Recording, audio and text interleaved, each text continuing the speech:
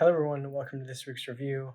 Today we're going to be looking over a little overview of two new colors of a very famous pen, and that is these two, the Lamy Safari Savannah and Lamy Safari Terra. Now first of all, I didn't get a haircut. I just my hair's so long. I need a haircut, but obviously, for obvious reasons, I don't really want to get one right now. But anyways, yeah, the Lamy Safari is a very famous pen, so there's not too much I have to add on to it, but I'll give my own thoughts on it and then give you a showcase of the new colors as well, which I really enjoy. So yeah, I did get both colors. I couldn't decide. They're both really nice. You can see the Savannah. The Savannah is a lovely like jungle green color, and then the Terra or terracotta. Some retailers have it as Terra, some have it as terracotta. It was originally called terracotta, but this is a nice burnt orange color. Yeah, as I mentioned, originally it was called terracotta because these are both some of the original releases of the Lamy Safari back in the 1980s, and now they're re-releasing these colors. The pens themselves have a really nice matte finish, just like the Lamy Safari Petrol and Dark Lilac that have released previously, which I like a lot more than the smooth finish. And I also did get a converter for both of these. Yeah, these also have the black trim as well, and the black finial, and the black nib. On this one I got it's a fine steel nib made by Lamy. It's a little less, it's not the traditional sort of fountain pen nib shape. It's like I'm not really sure how to describe it, but it's its own unique shape. This one I got an extra fine, and it looks great with this pen. Really, if you just want to see these two colors, I have nothing to complain about the aesthetics of these pens. I think they're great. I think they're probably some of my favorite special editions, up there with the Dark Lilac and Petrol. But in terms of the pen itself, it's fairly simple. You've probably seen it before. It's just a plastic pen made of ABS plastic, I believe. It's rather long. It's a long pen, as you'll see in the size comparison. Snap cap, and yeah, that steel nib, plastic feed, and a triangular grip section, which I really like because I have a normal grip, but it is somewhat polarizing for some people. Although I think even if you don't have a traditional grip, I used to have a pretty non-standard grip where my fingernail would kind of hit the front section up here, but I still enjoyed using it. I still think it's definitely not like, it doesn't give you as much freedom as a round grip section, but it's quite accommodating, and I think it's a different experience. It's not just a negative experience if your fingers don't perfectly fit. It's just different. Yeah, there's also a little ink window right there where you can kind of see where the ink is on the converter. I think it's a pretty cool design decision. Not really something I had seen before. Of course, some people have since gone that route, but they were really the first people to incorporate that sort of design, and I think it's great. It's very useful. You don't have to unscrew the body or anything to check how much ink you have, which makes it a perfect candidate for an everyday pen.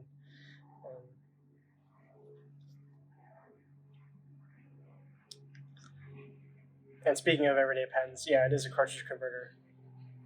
Airplane. And speaking of using it for everyday use, it is a cartridge converter, so it's very convenient. And because you can just see whenever you're inked, because you can always see your ink level, you can always check where you are and then refill whenever you have to. I think it's a perfect choice for everyday carry for starter pens. I think another thing that makes it great for everyday use is it's a fairly light pen because it's all plastic construction, but the fact that it's so long makes its center of gravity about the middle. In most light plastic pens, they aren't this long, so the weight is sort of towards the front. This one's near the middle, which is different than most pens, and most like starter pens are made of plastic. And it's a difference that I actually enjoy. I just think it makes it a little bit easier for those long writing sessions. The construction is really nice. There are like some injection molding imprints. I'll see if I can give you some pictures of those. It's a little sharp on some of the lines, but over time that becomes less and less of a problem. And I've had a Lamy Vista for 8 years now, and it still works just fine. So I think they're made great. They're very well constructed for the price, and just another reason that it's a great everyday pen. I think in recent years, some people have stopped recommending the Lamy Safari as a sort of first pen for people in favor of things like the Pilot Metropolitan or the TWSBI Eco or other pens in that price range.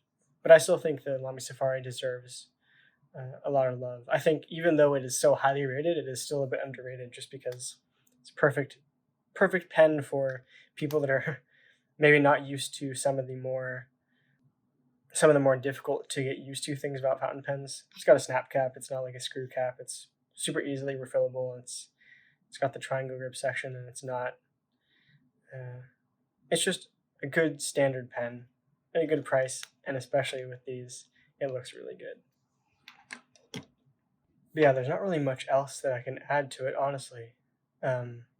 There's not much out there that hasn't been said already, and all I can say is that, yeah, I do still think they're slightly underrated, and they make great everyday use. They're a great candidate for an everyday use pen, especially if you're just starting out. And even though I have pens that are worth a lot more than this, I still use these for class notes all the time,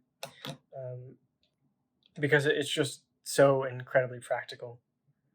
So yeah, I would say if you like these colors as much as I do, go for it, because I don't know how long they'll be around, and I guess just the hardest choice is deciding what color to get. Okay, for the size comparison, we have our pen of reference that everyone knows. Okay, that doesn't make too much sense here. This is a new pen I got yesterday, Noodler's Charlie pen. It's the one that comes free with 4.5 ounce bottles of Noodler's ink. I got a bottle of Heart of Darkness yesterday to try it out. I was looking for some black ink, so that was a good choice.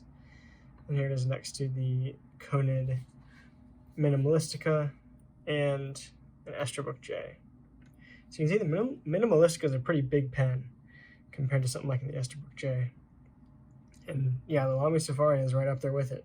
So it's definitely a long pen, definitely one of the bigger starter pens, but because it's all made of plastic, it's really a perfectly normal writer to use. Yeah, and then for the uncapped, yeah, it's a relatively long pen, but as I said, still perfectly normal to write with. So yeah, let's get on to the writing sample. Okay, here we go with both of these pens. A little treat, I'll give you a writing sample of both. As I said, yeah, this one has a fine nib, and the Savannah has an extra fine nib. So let's give it a go. Both these pens have pretty good flow. Their writing experiences, I wouldn't say perfect out of the box, but I've never had one that doesn't at least write out of the box. And let's see, this one is the Lamy Safari Terra. I'm just going to call it Terra because I don't know. It's either Terra or Terracotta. Retailers have it listed differently, as I said.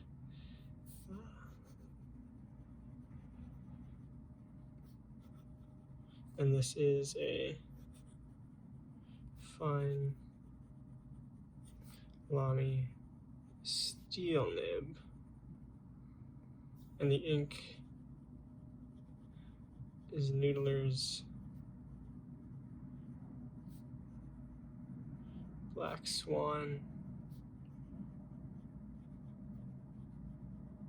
and Australian Roses. Yeah, it's a good pen. The writing experience it's smooth. It's like probably a 7 or 8 out of 10 smoothness.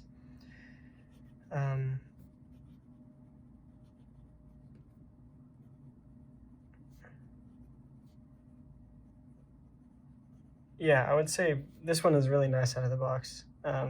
It was slightly dry. I made it a little bit wetter just to get it more to my preference, but yeah.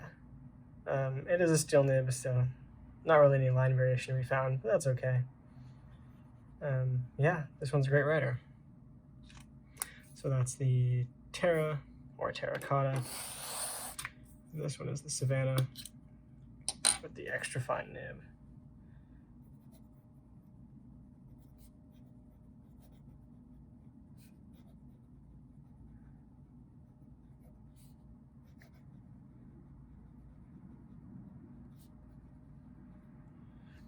Please forgive the handwriting. I'm underwriting right now. Normally I'm writing like that, but I'm just trying to reach and get a good camera angle so I can have this overhead view.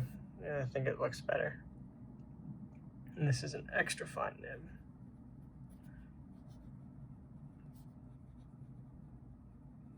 This one definitely has more feedback, but not in a super bad way. It's a tiny bit scratchy, but it's still a good 5 or 6 smoothness, so still perfectly usable.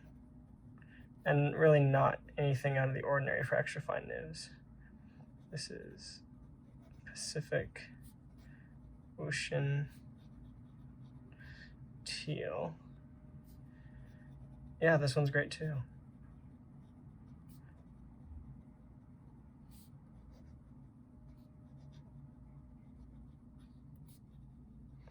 Over a lazy dog. Yeah, not really much to complain about on this one. A little bit drier, a little bit scratchier, but it's also a little bit finer. It's an extra fine nib, so I'm definitely gonna look forward to using these as an everyday sort of pen. Love the color, good writing experience, super practical. A little bit less of a reviewy style video, but that's just because these pens are so well known. If you're looking into fountain pens and you're looking at first options, highly recommended. This is a great choice. But yeah, I hope you enjoyed looking at the new colors to see if either of them was right for you. I'll showcase of those. So yeah, that's the writing sample. So yeah, that's the Lamy Safari Savannah and the Terracotta. 2 great new special editions. Oh, there goes my pen. 2 great new special editions that I would highly recommend for people that are just getting started out in fountain pens, lovers of collecting safaris, and just even well-seasoned collectors. So yeah, I think it's a great choice.